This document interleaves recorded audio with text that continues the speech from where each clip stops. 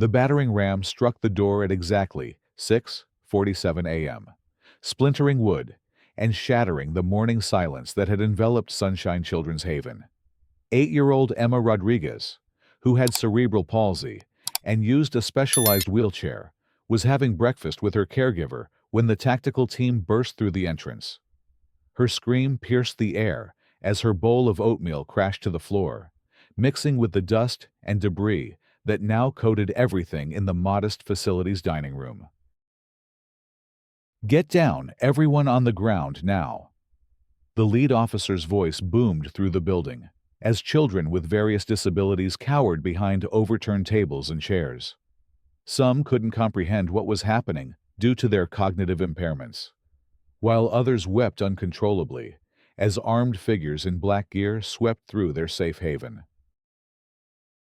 Director Sarah Martinez had been reviewing grant applications in her office when the chaos erupted. She rushed toward the dining area, her heart hammering against her ribs as she witnessed the terrifying scene unfolding before her. "Wait! Please, these are children with special needs. You're scaring them." The commanding officer barely glanced at her. "Ma'am, step back. We have a warrant to search these premises for evidence of money laundering and organized crime activities." Sarah's face drained of color. Money laundering, organized crime. The accusation was so absurd, it felt surreal. Sunshine Children's Haven operated on a shoestring budget, providing care and education for disabled children whose families couldn't afford specialized services. Their biggest expense was medical equipment and therapy sessions. Not exactly the makings of a criminal enterprise. As officers ransacked the facility, turning over mattresses in the children's rest area and emptying filing cabinets, Sarah's phone began buzzing incessantly. News outlets had somehow gotten wind of the raid within minutes. By 7:15 a.m., helicopter news crews circled overhead, while reporters gathered outside the facility's chain-link fence. The damage to their reputation was immediate and devastating. Major donors who had supported the charity for years received panicked calls from concerned board members of other organizations. Corporate sponsors pulled their funding pledges before the officers had even finished their search. The annual Christmas drive, which typically raised $200,000 for the facility, saw donations plummet to zero overnight.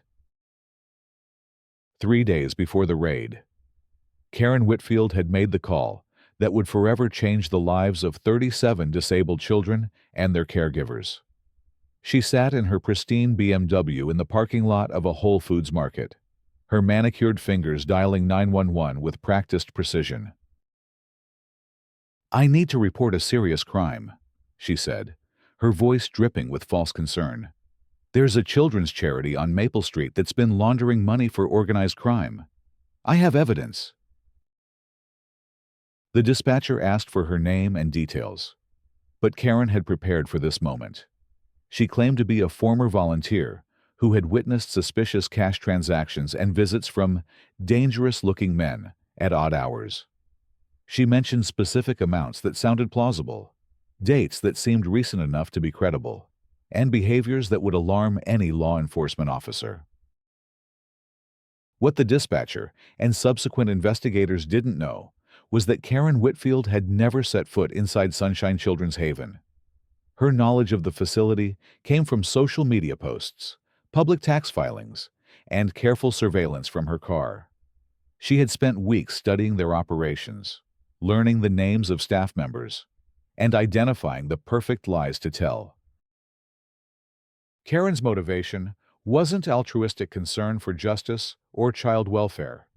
6 months earlier, her own nonprofit organization, Elite Youth Development Center, had lost a major federal grant to Sunshine Children's Haven. The grant, worth $1.2 million over 3 years, was intended to support innovative programs for disabled children in underserved communities. Elite Youth Development Center catered to wealthy families and charged premium rates for services that Sunshine provided for free. Karen had built her organization's reputation on exclusivity and high-end amenities. attracting donors who wanted their names on marble plaques in gleaming reception areas. When federal evaluators chose Sunshine's grassroots approach over Elite's polished presentation, Karen's fury knew no bounds. The morning after the raid, Sarah Martinez sat in her empty office, staring at the chaos left behind by the search. File cabinets hung open, their contents scattered across the floor. The children's artwork that had once decorated the walls lay torn and trampled. Her computer had been confiscated as evidence, along with financial records going back 5 years. Her assistant, Maria Gonzalez, knocked softly on the doorframe. "Sarah, Channel 7 wants a statement. They're saying the FBI is involved now." Sarah's stomach twisted. The FBI. Their annual budget was barely $400,000, most of which went directly to staff salaries and medical supplies. The idea that federal agents were investigating them for financial crimes felt like a nightmare from which she couldn't wake. "What do I tell the families?" Sarah asked, her voice barely above a whisper. "The Rodriguez family called this morning. Emma hasn't stopped having nightmares since the raid. She keeps asking why the bad men came to hurt her." Maria sat down across from her, noting the dark circles under Sarah's eyes. "We tell them the truth. We've done nothing wrong. And eventually, everyone will see that." But truth felt like a luxury they couldn't afford. By noon, 3 more major donors had withdrawn their support. The Peterson Foundation, which had provided funding for specialized wheelchairs and communication devices, issued a statement distancing themselves from any organization under federal investigation. The local United Way chapter suspended their partnership pending the outcome of the criminal inquiry.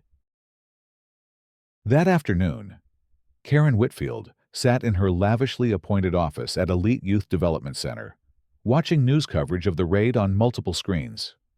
Her lips curved into a satisfied smile as she saw footage of confused children being evacuated from their classroom. The reporter mentioned that federal investigators were taking the money laundering allegations seriously, given the substantial anonymous tip that had initiated the investigation.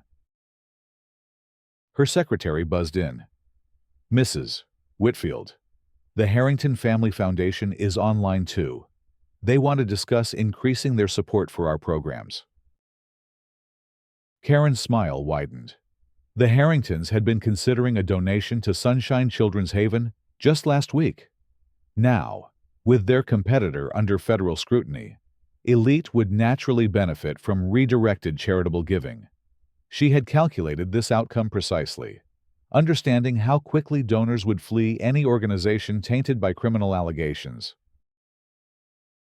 "Tell them I'll take the call in 5 minutes," Karen said, savoring her moment of triumph. "And schedule a meeting with our marketing team. I want to draft a press release about our commitment to transparency and ethical operations." Meanwhile, at Sunshine Children's Haven, the immediate crisis was escalating beyond financial concerns. Several children with complex medical needs required daily therapies that the facility could no longer afford. The physical therapy equipment had been damaged during the raid, and insurance wouldn't cover repairs until the investigation concluded. 3 families announced they were withdrawing their children, fearing association with the scandal would affect their access to other services. 2 weeks after the raid, investigative journalist Rachel Chen received an unexpected phone call. She had been following the Sunshine Children's Haven story with growing skepticism, noting inconsistencies in the official reports and the unusually rapid spread of information about the raid. "I have information about the charity investigation," the caller said, his voice nervous and hesitant. "I think you need to know what really happened." The caller identified himself as Detective Mark Sullivan from the Financial Crimes Unit. Off the record, he explained that the case against Sunshine Children's Haven was falling apart. "We've been through every financial record, every bank statement. Every transaction going back 7 years. There's no evidence of money laundering, no connection to organized crime, nothing even remotely suspicious. Rachel pressed for more details. What about the anonymous tip? The caller claimed to have witnessed criminal activity. That's what's bothering me, Sullivan admitted. The tip was too detailed, too perfect. Someone knew exactly what to say to trigger a federal investigation. We're starting to think this whole thing was orchestrated. Rachel's investigative instincts sharpened. Orchestrated by whom? We're looking into competing organizations, anyone who might benefit from Sunshine's downfall. But officially, I never had this conversation with you. Rachel hung up and immediately began researching other children's charities in the area. Within hours, she discovered Elite Youth Development Center and its charismatic founder, Karen Whitfield. A deeper dive into public records revealed the grant competition that Sunshine had won 6 months earlier, setting up a clear motive for revenge. But Rachel needed more than motive. She needed proof that Karen had made the false report. Working with a tech-savvy colleague, she began analyzing phone records, security camera footage from businesses near Elite's offices, and social media activity around the time of the original 911 call. The breakthrough came when Rachel discovered that Karen served on the board of directors for 3 other nonprofit organizations, all of which had issued statements condemning Sunshine Children's Haven within 24 hours of the raid. The coordinated response seemed too swift and too uniform to be coincidental. Armed with this information, Rachel approached Karen for an interview under the guise of wanting to highlight Elite's superior standards and ethical practices. Karen, ever eager for positive publicity, agreed to meet at Elite's headquarters the following week. The interview took place in Karen's executive suite, a space that resembled a corporate boardroom more than a nonprofit office. Marble surfaces gleamed under designer lighting, while floor-to-ceiling windows offered panoramic views of the city's financial district. Everything about the environment screamed expensive exclusivity. We've always maintained the highest standards of financial transparency, Karen said, settling into her leather chair with practiced poise. It's tragic what's happened to other organizations that haven't been as careful with their operations.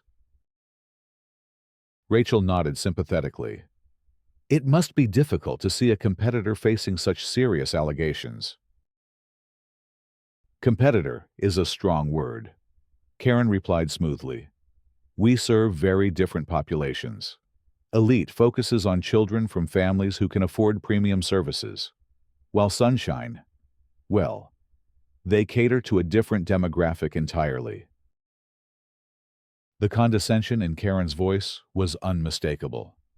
Rachel pressed forward. You mentioned maintaining high standards. How do you ensure that your organization's activities are above reproach? Karen launched into a rehearsed speech about oversight committees, regular audits, and board governance. As she spoke, Rachel noticed something interesting on the desk behind Karen, a printed schedule showing board meetings for multiple organizations, including detailed notes about reputation management and competitive positioning. I notice you serve on several nonprofit boards, Rachel observed. That must give you unique insight into industry best practices.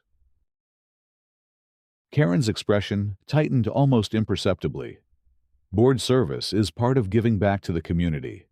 We have a responsibility to ensure that charitable resources are used appropriately, including the responsibility to report suspected wrongdoing.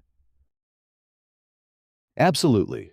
If someone has evidence of criminal activity, they have a moral obligation to contact authorities.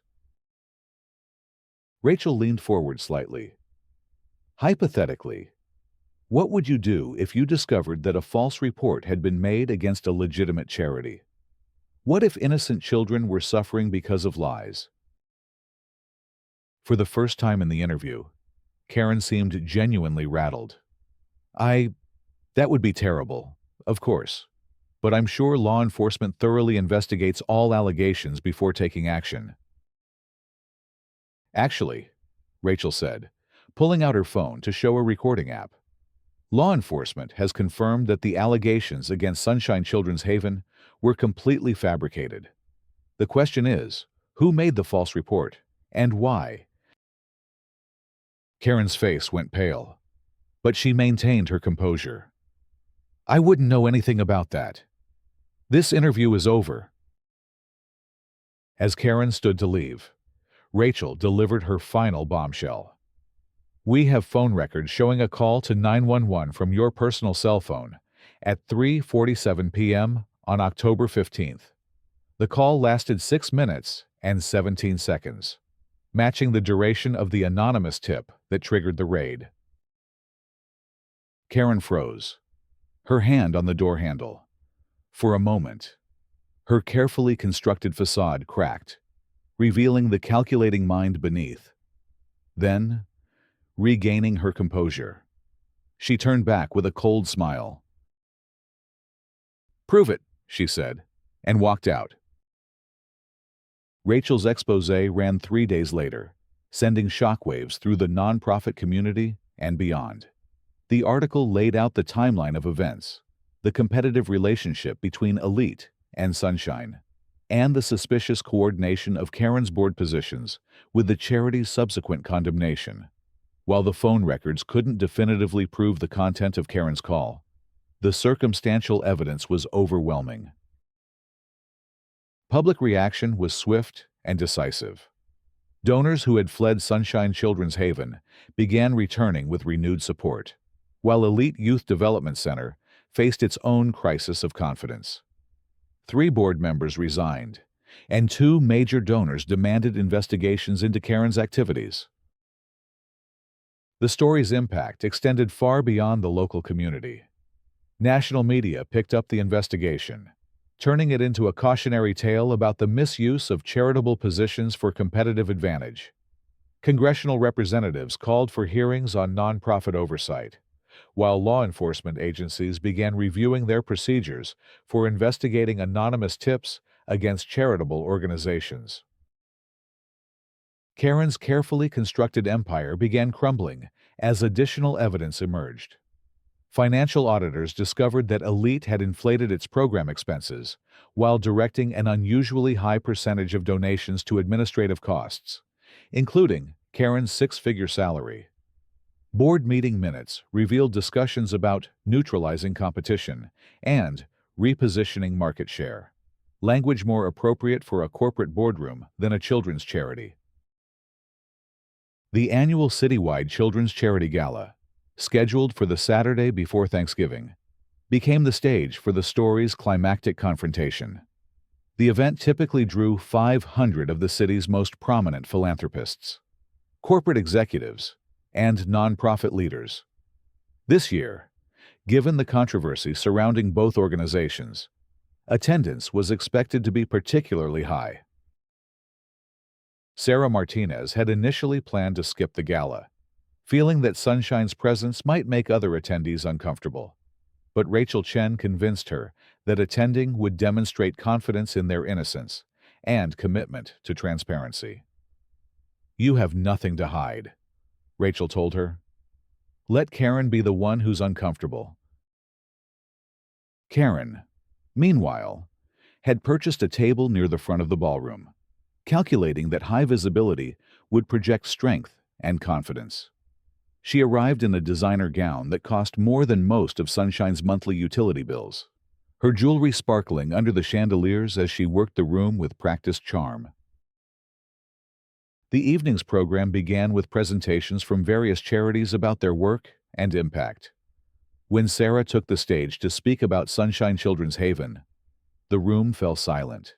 She had prepared remarks about resilience and community support, but standing at the podium, looking out at hundreds of faces, she decided to speak from her heart instead. 3 weeks ago, our children woke up to armed officers breaking down our doors, she began, her voice steady despite the emotion behind it. They saw their safe space violated, their caregivers treated like criminals, their artwork destroyed. These children, who already face daily challenges that most of us can't imagine, were traumatized by lies told for personal gain. The audience was riveted as Sarah continued. But what I've learned from this experience is that our community's capacity for compassion far exceeds any individual's capacity for cruelty. You've shown us that truth ultimately prevails, and that children who need our help will always find it, no matter what obstacles are placed in their way. As Sarah concluded her remarks to thunderous applause, FBI agents quietly entered the ballroom. They had been monitoring the event, waiting for the perfect moment to execute the arrest warrant that had been signed that afternoon. The warrant charged Karen Whitfield with filing false police reports, conspiracy to damage a charitable organization, and federal wire fraud related to her misuse of Elite's tax-exempt status. Karen was networking near the bar when the agents approached. "Mrs. Whitfield, we need you to come with us." The arrest unfolded in front of the city's entire charitable community, captured by multiple news cameras that had been invited to cover the gala. As handcuffs clicked around Karen's wrists, conversation stopped, and all eyes turned toward the woman who had orchestrated so much damage through her jealousy and ambition. "This is outrageous!" Karen shouted as she was led away. "I'm being persecuted for standing up for ethical standards." But her protests fell on deaf ears. The evidence against her was overwhelming: phone records, email communications with board members coordinating their response, and financial documents showing Elite's fraudulent expense reporting. Additional charges would be filed in the coming weeks as investigators uncovered the full extent of her schemes. The ballroom erupted in conversations as guests processed what they had witnessed. Several philanthropists immediately approached Sarah to offer increased support for Sunshine Children's Haven. The Harrington Family Foundation, which had been courted by Karen just weeks earlier, announced a 3-year commitment to fund the facility's expansion. Corporate sponsors who had fled during the controversy returned with enhanced partnerships and public apologies. Within 48 hours of Karen's arrest, Sunshine Children's Haven received more donations than they typically saw in 6 months. A crowdfunding campaign started by parents of the affected children raised over $400,000, with contributions pouring in from across the country. The story had touched a nerve with people who understood that vulnerable children deserved protection from adult manipulations and schemes. 6 months later, Sunshine Children's Haven had not only recovered from the crisis, but had grown stronger than ever. They were able to hire additional therapists, purchase new equipment, and launch innovative programs that served as models for other facilities nationwide. The federal grant that had originally sparked Karen's jealousy was renewed for an additional 5 years, with bonus funding for their demonstrated resilience and community impact. Elite Youth Development Center, meanwhile, had closed its doors permanently. Karen's criminal conviction resulted in a 5-year prison sentence and full restitution to Sunshine for the damages caused by her false allegations. The facility's assets were liquidated, with proceeds distributed to legitimate children's charities that had been harmed by Karen's anti-competitive practices. On a sunny Tuesday morning in May, 8-year-old Emma Rodriguez wheeled herself into Sunshine's new therapy room, her face bright with excitement. The nightmares had faded, replaced by dreams of the new communication device that would help her express herself more clearly. The specialized equipment that had been damaged in the raid had been replaced with state-of-the-art technology that opened up possibilities she had never imagined. "Look what I can do now," Emma said to Sarah, using her new device to type a message that appeared on a screen. The words she had chosen were simple but profound. "Thank you for keeping us safe." Sarah knelt beside Emma's wheelchair, tears of joy streaming down her face. The journey from that terrifying morning when armed officers had shattered their peace to this moment of triumph had tested everyone's faith and resilience. But they had emerged not just intact, but stronger, united by their shared commitment to protecting and nurturing the children who needed them most. The story of Sunshine Children's Haven became a powerful reminder that truth and justice, while sometimes delayed, ultimately prevail. It demonstrated that communities have the power to protect their most vulnerable members from those who would exploit them for personal gain. Most importantly, it showed that children's capacity for forgiveness and joy can overcome even the most traumatic experiences when they are surrounded by people who truly care about their well-being. As Emma practiced with her communication device, learning to express thoughts and feelings that had been trapped inside her for years, Sarah reflected on the unexpected gifts that had emerged from their crisis. They had discovered allies they never knew existed, found strength they didn't know they possessed, and built connections that would sustain them for years to come. The raid that was meant to destroy them had ultimately revealed the depth of their community's commitment to protecting innocent children from adult failures and ambitions. The morning sun streamed through the new therapy room's windows, illuminating faces filled with hope and determination. Outside, construction crews were preparing to break ground on an expansion that would double their capacity to serve children with special needs. The future, once clouded by uncertainty and fear, now sparkled with limitless possibilities for growth, healing, and joy.